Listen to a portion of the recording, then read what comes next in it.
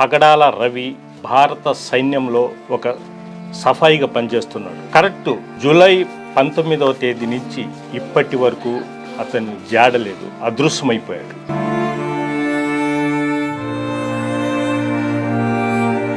మీ భర్త గారు రవి అదృశ్యమై 35 రోజులు. మీరు అసలు ఏ విధంగా అనుమానిస్తున్నారు? మీకేమైనా అనుమానాలు ఉన్నాయా?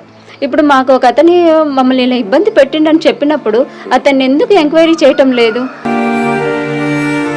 దీంట్లో పోలీసు వాళ్ళు కూడా వాళ్ళతో కలిసి సైలెంట్ అయిపోతున్నారా?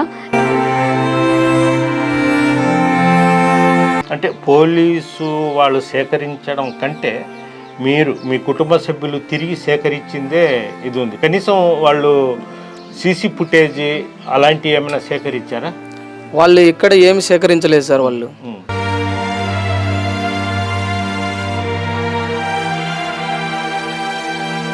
సైన్యంలో పనిచేసే ఒక చిన్న ఉద్యోగాన్ని వదిలేశారా? అదే అధికారి అయితే ఈ పార్టీకి ప్రభుత్వాలు గందరగోళం చేసేదంటూ కూడా కంటతడి పెడుతున్నారు. మేము నిరుపేదలమని వదిలేశారా అంటే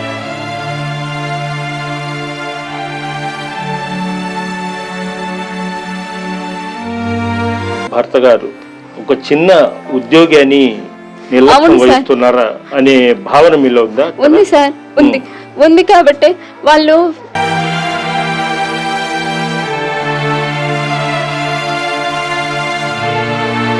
సతీమణి చెప్పడం కూడా ఏంటంటే యూనిట్ వాళ్లకు ఫిర్యాదు చేస్తే అతను ఇక్కడి నుంచి ట్రాన్స్ఫర్ అయ్యాడు, మనం ఏం చేయలేమన్నట్టు వాళ్ళు చెప్పారు. అదేవిధంగా పోలీసులు చూస్తే పోలీసులు మా పరిధి కాదంటున్నారు. ఇంకా ఏం చేయాలి?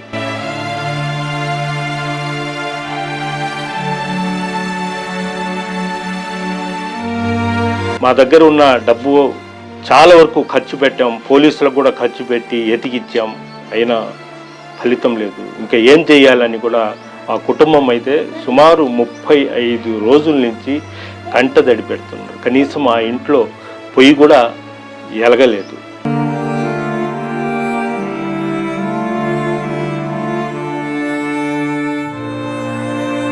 భారతదేశ సైన్యంలో ఒక జవాన్ అదృశ్యమైతే గతిలేని పరిస్థితిలో మనం ఉన్నామంటూ వాళ్ళు కన్నీరు పెడుతున్నారు.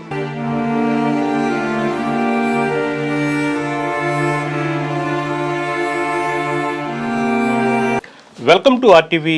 నేను మీ గయాజ్ని. ప్రస్తుతం మనము ఉదయగిరి నియోజకవర్గంలోని తోటల చెరువుపల్లిలో ఉన్నాం. ఈ గ్రామానికి చెందిన పగడాల రవి భారత సైన్యంలో ఒక సఫాయిగా పనిచేస్తున్నాడు. జిఎస్ఎల్ మెడికల్ ఇన్స్టిట్యూషన్స్ మరియు కిమ్యూ ఇంటర్నేషనల్ యూనివర్సిటీ భాగస్వామ్యంతో ఇండియన్ అలైన్డ్ ఎంబీబీఎస్ కోర్స్ అడ్మిషన్లు అందిస్తోంది నియో. కరెక్ట్ జూలై 19వ తేదీ నుంచి ఇప్పటి వరకు అతన్ని జాడలేదు, అదృశ్యమైపోయాడు. ఈ విషయమై ఆ కుటుంబ సభ్యులు మొత్తము పోలీసులకు ఫిర్యాదు చేయడం, అదేవిధంగా మొత్తం వాళ్ళ కుటుంబ సభ్యులు మొత్తం నెల రోజుల నుంచి తిరిగిన చోట లేదు. అదేవిధంగా మాజీ ఉపరాష్ట్రపతి వెంకయ్య నాయుడు సైతం స్పందించి దీని మీద గట్టి చర్యలు తీసుకోవాలంటూ పోలీసులకు కూడా ఇచ్చేయడం జరిగింది. అయితే పోలీసులు మాత్రము నామకే వాస్తే ఎన్క్వైరీ చేసి చేతులు దుడుకున్నారు. ప్రస్తుతం ఆ కుటుంబము ఇప్పటికి కూడా కంటదడి పడుతుంది.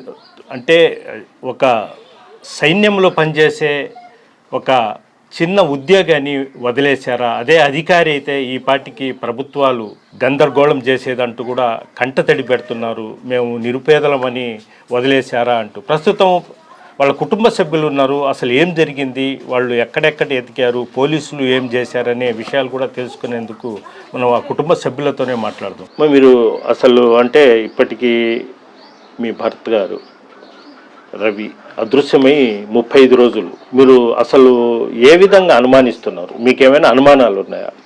అనుమానం అంటే అదే సార్, ఆ సీసీ ఫుటేజ్లో కనిపించే వాళ్ళు ఎందుకని పోలీసు వాళ్ళు వాళ్ళని ఎంక్వైరీ చేయటం లేదు? దీంట్లో పోలీసు వాళ్ళ హస్తం కూడా ఉందా అనేదే నా డౌట్ సార్. అందరూ కలిసి ఏమన్నా చేస్తున్నారా? లేకపోతే మేము ఇప్పుడు డౌట్ ఉంది అని చెప్పినప్పుడు ఎందుకని పట్టించుకోవటం లేదు? వాళ్ళని ఎందుకు ఎంక్వైరీ చేయటం లేదు? ఇప్పుడు మాకు ఒక అతని మమ్మల్ని ఇలా ఇబ్బంది పెట్టిండని చెప్పినప్పుడు అతన్ని ఎందుకు ఎంక్వైరీ చేయటం లేదు? అనేది మా డౌట్ సార్. దీంట్లో పోలీసు వాళ్ళు కూడా వాళ్ళతో కలిసి సైలెంట్ అయిపోతున్నారా, లేకపోతే వీళ్ళ చిన్న కుటుంబంలో వీళ్ళది పెద్దగా పట్టించుకోకూడదు అని అనుకుంటున్నారా? ఎందువల్ల పట్టించుకోవటం లేదని నేను గట్టిగా అడుగుతున్నాను సార్. ఇప్పుడు 30 రోజుల నుంచి మేము నరకం ఎక్కడుందో ఇక్కడ చూస్తున్నాం సార్. మా భర్త కనిపించక మాతో మాట్లాడక 30 రోజులు దాటింది సార్. ఎందుకని గమ్ముగుంటుంది ప్రభుత్వం నాకు తెలియటం లేదు సార్. మేము డౌట్ ఉంది అని చెప్పినా కానీ మీరు ఎందుకు పట్టించుకోవటం లేదో నాకైతే అర్థం కావటం లేదు సార్. మనిషిని కదా సార్ నేను అడుగుతుంది, నేను ఏమైనా వస్తువులు అడుగుతున్నాను. వాళ్ళు పక్కాగా చేశారు సార్.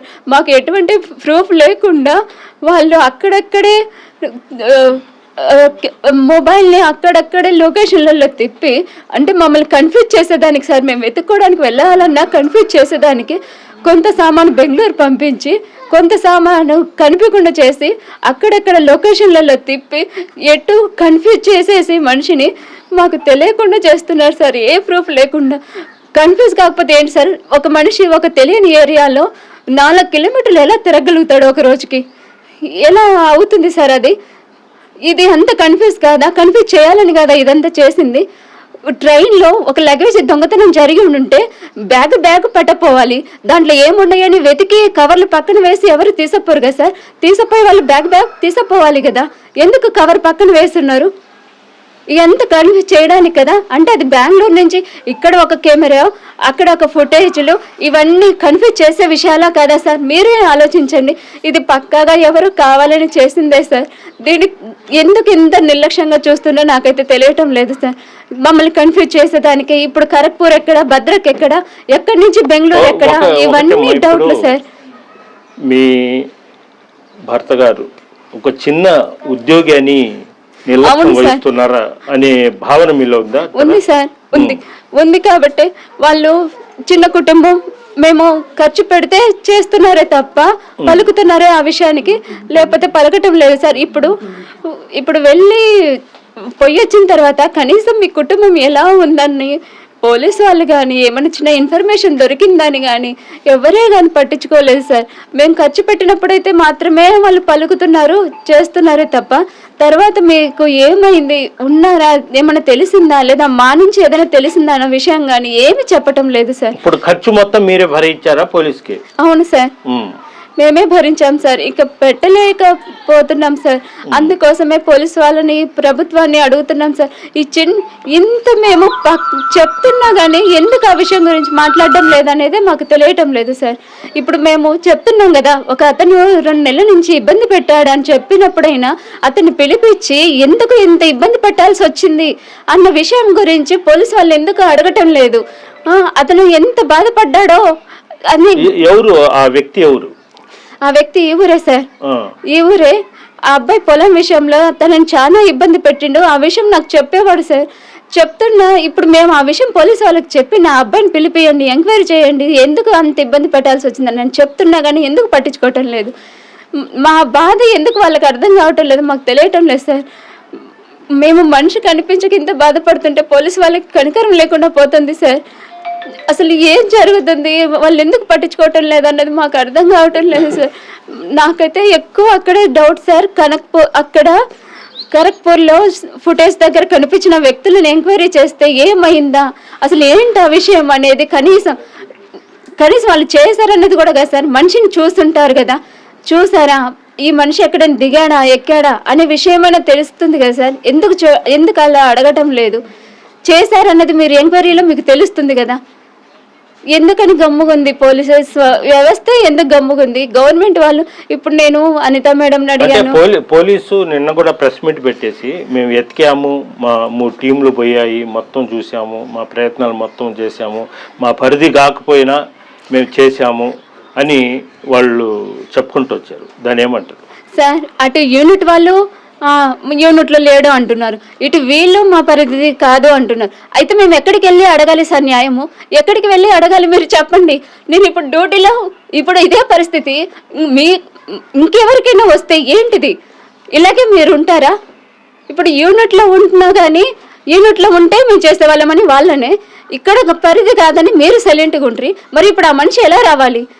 ఎవరిని అడగాలి? మేము ప్రభుత్వాన్ని అడగాలా లేదా? అంటే మీకు మనుషులంటే లెక్క లేదా, లేకపోతే పేదవాళ్ళంటే లెక్క లేదా? ఎందుకని సార్ ఇంత నిర్లక్ష్యము? మేము ఇన్ని రోజులు ఒక గౌరవంగా మాట్లాడాం సార్. మాకు శక్తి తగ్గుతుంది, మేము కూడా హద్దు దాటి క్వశ్చన్లు చేయాల్సి వస్తుంది సార్. నమస్తే. నమస్తే. అసలు ఏం జరిగింది? మీరు మీరు ఎక్కడెక్కటి అదే పోలీసులు ఏం చేశారు? సార్ మేము స్టార్టింగ్ నుంచి కూడా అతను వచ్చేసి మాకు మిస్ అయినది విషయం వచ్చేసి తెలిసిన తర్వాత నేను అతను ఎక్కడ ఎక్కాడని చెప్పేసి ఆ స్టేషన్కి న్యూ జల్పాయిగురి అనే స్టేషన్కి వెళ్ళాను. అక్కడి నుంచి అక్కడ అడిగాము మనము. అడిగిన తర్వాత వచ్చేసి అక్కడ ఆర్పిఎఫ్ వాళ్ళ దగ్గర నుంచి ఇన్స్పెక్టర్తో నేను ఆల్రెడీ మాట్లాడాను. ఆయన నాకు స్పందించిన విషయంతో బట్టి మేము తొందరగా అక్కడ ఎంక్వైరీ చేసుకున్నాను. తర్వాత అతను సీసీటీవీ ఫుటేజ్ కూడా నాకు చూపించడం జరిగింది. కానీ సీసీటీవీ ఫుటేజ్లో వచ్చేసి నాకు ఎటువంటి దొరకలేదు. అతను ఆనవాళ్ళు ఎక్కడం కానీ దిగడం కానీ ఎటువంటిది నాకు దొరకలేదు అక్కడ సాంకేతిక లోపం వల్ల.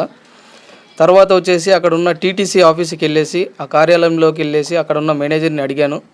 సార్ ఈ పేమెంట్ వచ్చేసి యూపీఐ పేమెంట్ చేశాడు, ఇది ఎక్కడి నుంచి ఎక్కడి వరకు టికెట్ తీసుకోవడం జరిగింది అని చెప్పిన తర్వాత ఆయన వచ్చేసి వెంటనే స్పందించి ఆ టికెట్ వచ్చేసి ఓపెన్ చేసి చూడడం వల్ల నాకేమైందంటే ఆ యూపీఐ పేమెంట్ 1285 రూపీస్ వచ్చేసి పేమెంట్ చేశాడు. అది కూడా నాకు ఏంటంటే ఒక ప్రూఫ్గా దొరికేసింది నాకు. ఎలాగంటే అది టికెట్ వచ్చేసి అతని దగ్గర ఉన్న టికెట్ వచ్చేసి రిజర్వేషన్ టికెట్ అయితే కాదు. అతను వచ్చేసి ట్రైన్ ఎక్కడము అక్కడ టీటీ చేత రాపించుకున్న టికెట్ వల్లే S3 కోచ్లో కూర్చున్నాడు అని చెప్పేసి చెప్పాడు. అతను టీటీతో కూడా ఆ మేనేజర్తో మాట్లాడడం జరిగింది. అతను కూడా వచ్చేసి చెప్పడం జరిగింది, నాకు ఇలా కూర్చోబెట్టాను పలానా చోట ఉన్నాడు, బట్ కాకపోతే నేను సీటు కన్ఫర్మ్ చేయలేదు, ఎక్కడ సీటు ఖాళీ ఉంటే అక్కడ కూర్చొనేసి వెళ్ళమని చెప్పాను అని చెప్పేసి చెప్పాడు.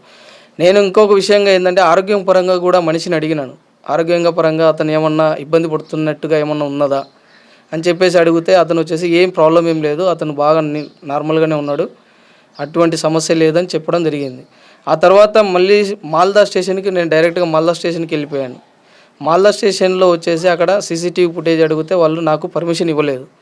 తర్వాత మన ఆంధ్ర పోలీసు వాళ్ళు ఆల్రెడీ అక్కడికి వచ్చారు. వచ్చిన తర్వాత వెళ్ళి చూడడం జరిగింది, కానీ అక్కడ మనకు ఎటువంటి ఆనవాళ్ళు దొరకలేదు. సో ఆ తర్వాత మళ్ళీ మాకు డౌట్ వచ్చి ఏదంటే బీహార్ కదా, అక్కడే కదా మనకు ఫోన్ కాల్ లాస్ట్ కాల్ అయింది, అక్కడే ఒకవేళ ఏమైనా జరిగిందా అని చెప్పేసి మళ్ళీ మేము బీహార్కి వెహికల్లో వెళ్ళడం జరిగింది. వెహికల్లో వెళ్ళిన తర్వాత అక్కడ కూడా చూసిన తర్వాత అక్కడ ఏంటంటే సీసీటీవీలు చెక్ చేయడానికి టైం పట్టింది. మిడ్ నైట్ 2 గంటలకు మేము రీచ్ అయ్యాము. అక్కడ ఉన్న ఆర్పిఎఫ్ వాళ్ళని అడగడం జరిగింది. వాళ్ళు ఏం చేశారంటే ఇప్పుడైతే కుదరదు సార్, మార్నింగ్ వచ్చిన తర్వాత చూపిస్తా ఉన్నారు. మార్నింగ్ అక్కడ ఏంటంటే పవర్ సప్లై లేకపోవడం వల్ల లేట్ అయిపోయింది.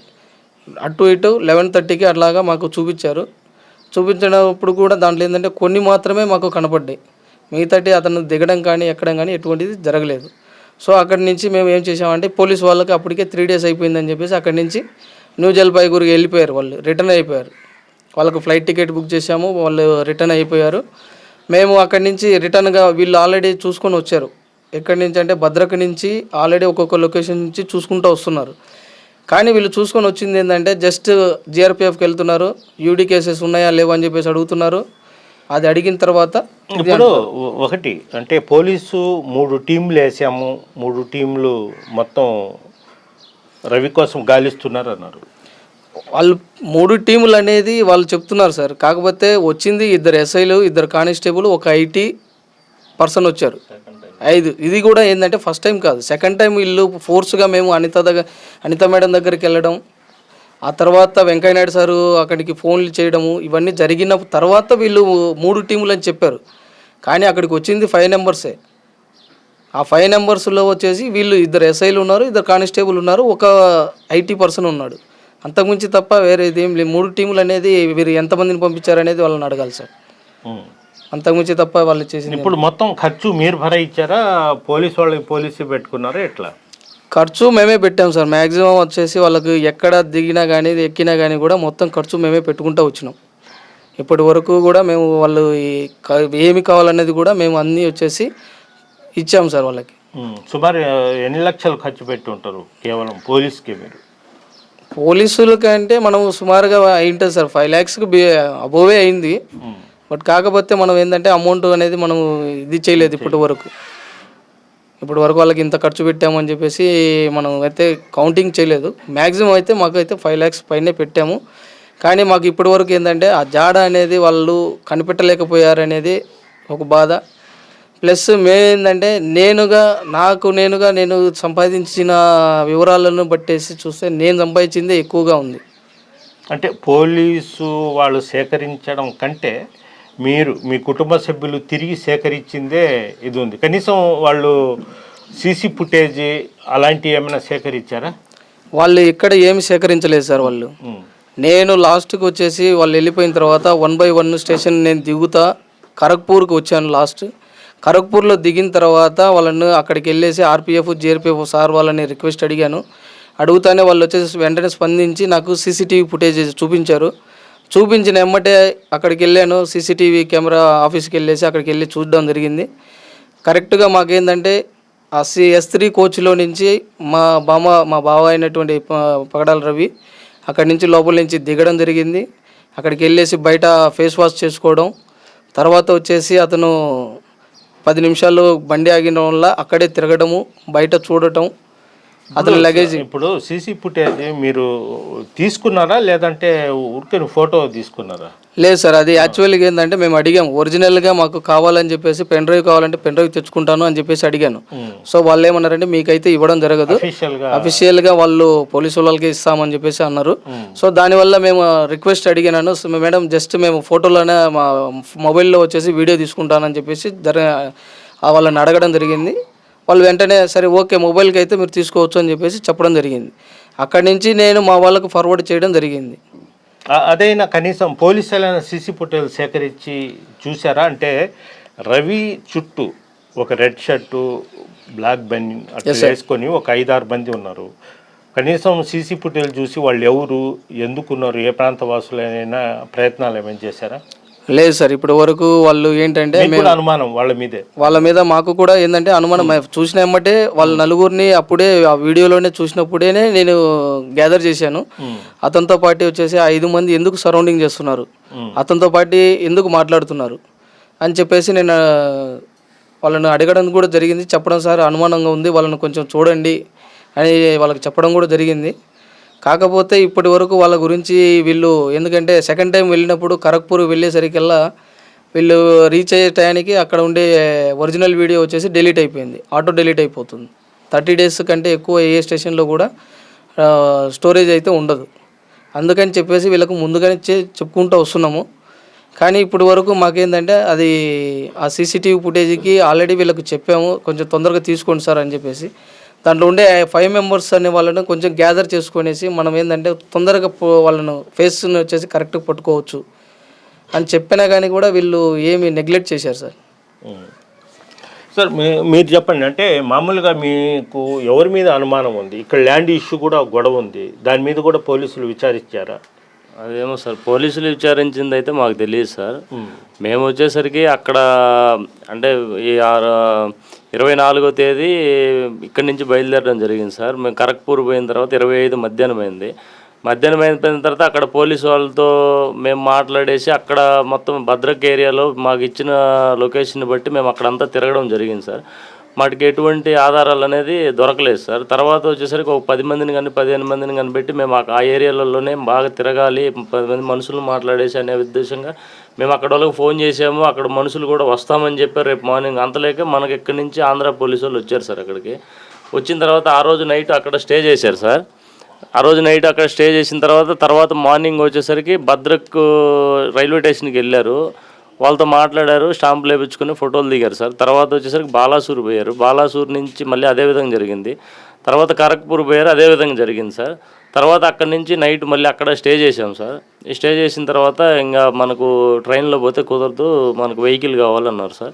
నేను అక్కడ ట్రావెల్స్ ఉంటుంది కదా సార్, మెయిల్లో చూసేసి ట్రావెల్స్ చూసుకొని వాళ్ళతో మాట్లాడుకొని కారు మాట్లాడాను సార్. అక్కడి నుంచి కిలోమీటర్కి 15 రూపాయలు, టోల్ గేట్లు అన్నీ మీయేనన్నారు సార్. సరే టోల్ గేట్లు మీయేను, కిలోమీటర్కి 15 రూపాయలు అన్నారు సార్. అయితే ఓకేనని చెప్పాను. అక్కడి నుంచి కారు తీసుకొని వెళ్ళాం సార్. మేము వెళ్ళిన తర్వాత ఎక్కడైతే రోడ్లో ఎక్కడైతే స్టేషన్స్ ఉన్నాయో అక్కడ వరకు వెళ్ళిపోయి ఇదే అంటే అన్నున్న కేసులు ఏమైనా ఉన్నాయా మేము అంటే వీళ్ళు వచ్చి పోయినట్టు స్టాంపులు వేయించుకొని ఫోటోలు దిగి వచ్చారు సార్. తర్వాత మేము వచ్చేసరికి అక్కడి నుంచి 556 కిలోమీటర్లు మన అంటే మేము బీహార్ వెళ్ళాం సార్. అక్కడి నుంచి బీహార్ వెళ్ళిన తర్వాత బీహార్ నైట్ మేము అక్కడే ఉన్నాం సార్. నైట్ అక్కడ ఉండి తర్వాత నైట్ 2 గంటలకు వెళ్ళాము. అక్కడ నైట్ అక్కడే స్టే చేశారు వీళ్ళకి రూమ్లు అక్కడే ఇప్పించేసి అక్కడే అరేంజ్ చేసాము. అక్కడే ఉన్నారు సార్. మేము ముగ్గురు మాత్రం బయటే ఉన్నాము. అంటే ఏమన్నా ఎవిడెన్స్ దొరుకుద్దేమో అనే విధంగా తిరుగుతూ ఉన్నాం సార్. నైట్ మాకు ఎటువంటి ఎవిడెన్స్ దొరకలేదు సార్. తర్వాత రైల్వే స్టేషన్లో వచ్చి ఉదయం నైట్ మేము అడిగితే ఇప్పుడు కుదరదమ్మా ఉదయం చూపిస్తామన్నారు. ఉదయం చూపించగానే మాకు ఉదయం 11:04 అయింది సార్. అక్కడే మేము రైల్వే స్టేషన్లోనే. మాకు వచ్చేసరికి ఆ వీడియోలో వచ్చేసరికి కరెంట్ లేకపోవడం వల్ల మాకు ట్రేస్ అవుట్ కాలేదు సార్ అక్కడ. తర్వాత మళ్ళీ ఇక్కడ పోలీసు వాళ్ళు అక్కడి నుంచి వాళ్ళు ఊరికి వచ్చేసారు సార్. ఊరికి వచ్చిన తర్వాత మేమేం చేసామంటే మేము ముగ్గురం కలిసి 1 by 1 ప్రతి రైల్వే స్టేషన్ తిరుగుతూ వచ్చి సిఆర్ఎఫ్లతో మాట్లాడుతూ ప్రతి రైల్వే స్టేషన్ తిరుగుతూ వచ్చిన తర్వాత మాకు ఖరగ్పూర్ వచ్చేసరికి తెల్లారింది సార్. మేము అక్కడి నుంచి రావడం తెల్లారింది.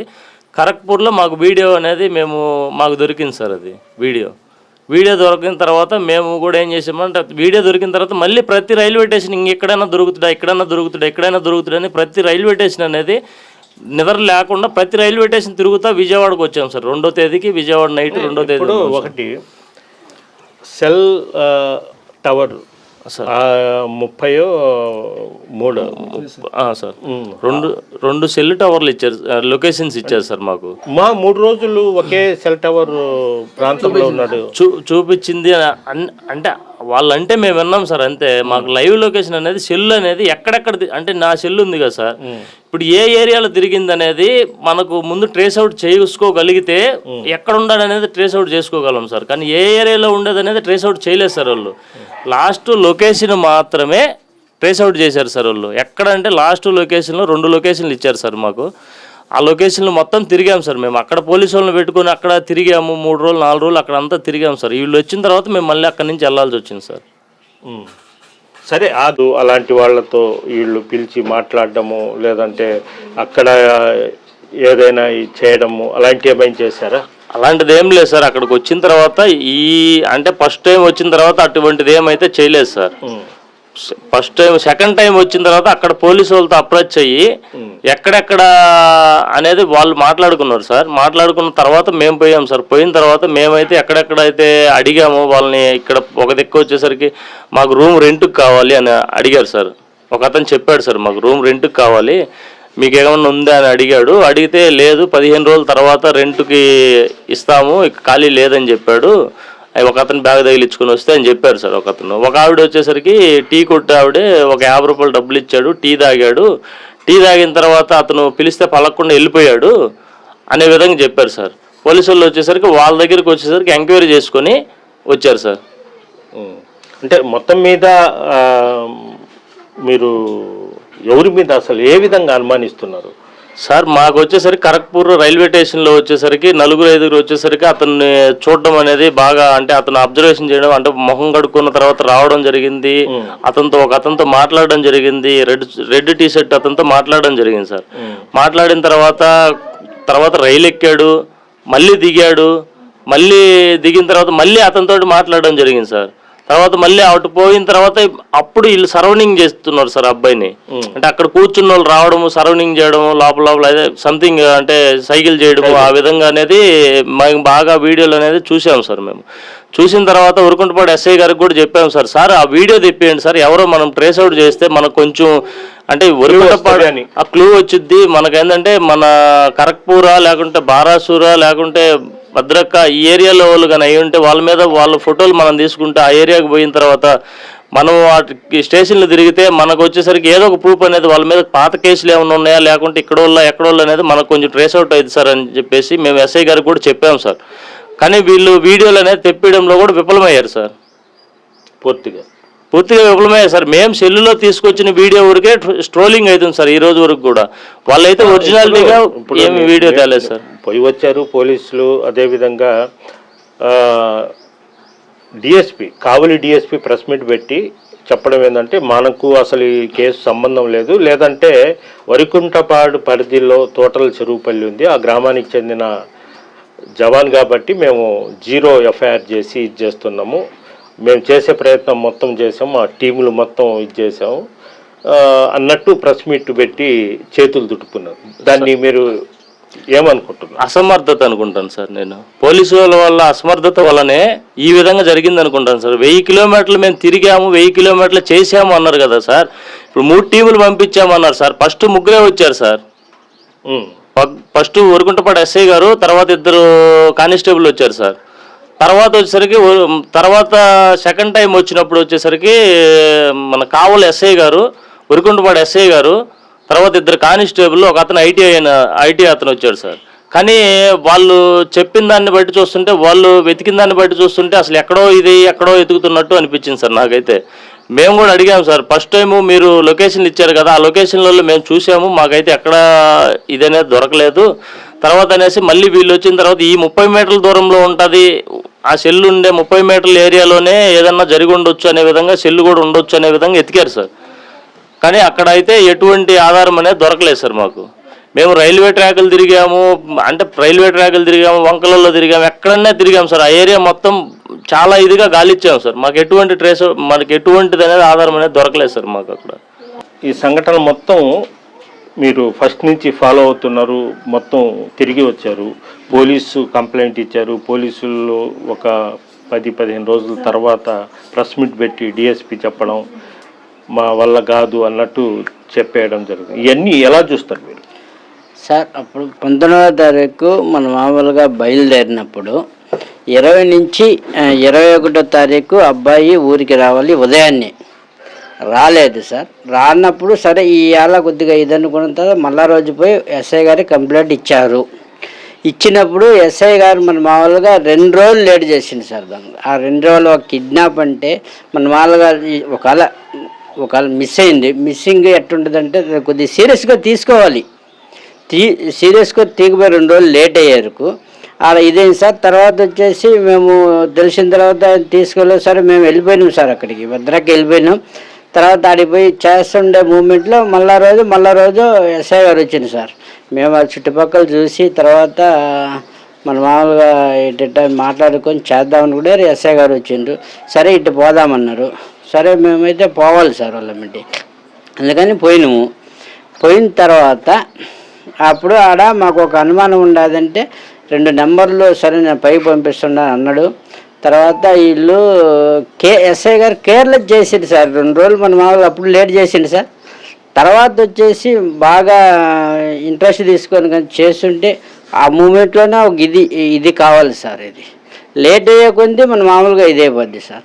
సరే మేము కాల్ లిస్టు, కాల్ రికార్డింగ్, లేకుంటే మా పగడాల రవి నెంబర్ ఎవరైనా ట్రాప్ చేసిండ్రా అడుగుతూనే ఉన్నాం సార్. ఫస్ట్ నుంచి అడుగుతూనే ఉంటాం, ఇంతవరకు రిప్లై లేదు సార్. ఎందుకని చేయట్లేదు ఏమో అర్థం కావట్లేదు ఎస్ఐ గారు.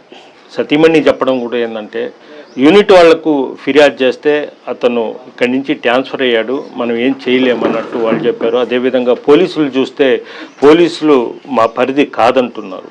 ఇంకా ఏం చేయాలి? మా దగ్గర ఉన్న డబ్బు చాలా వరకు ఖర్చు పెట్టాం, పోలీసులకు కూడా ఖర్చు పెట్టి ఎతికిచ్చాం, అయినా ఫలితం లేదు. ఇంకా ఏం చేయాలని కూడా ఆ కుటుంబం అయితే సుమారు 35 రోజుల నుంచి కంటదడి పెడుతున్నారు. కనీసం ఆ ఇంట్లో పొయ్యి కూడా ఎలగలేదు. అయితే భారతదేశ సైన్యంలో ఒక జవాన్ అదృశ్యమైతే గతిలేని పరిస్థితిలో మనం ఉన్నామంటూ వాళ్ళు కన్నీరు పెడుతున్నారు. ఇప్పటికైనా కేంద్ర ప్రభుత్వం కానీ రాష్ట్ర ప్రభుత్వాలకు స్పందించి అదృశ్యం వెనుక మిస్టరీపై ఛేదించాలంటూ ఆ కుటుంబం వేడుకుంటుంది. వీడియో అల్తాఫ్తో గయాజ్, RTV, తోటల చెరువుపల్లి నుంచి.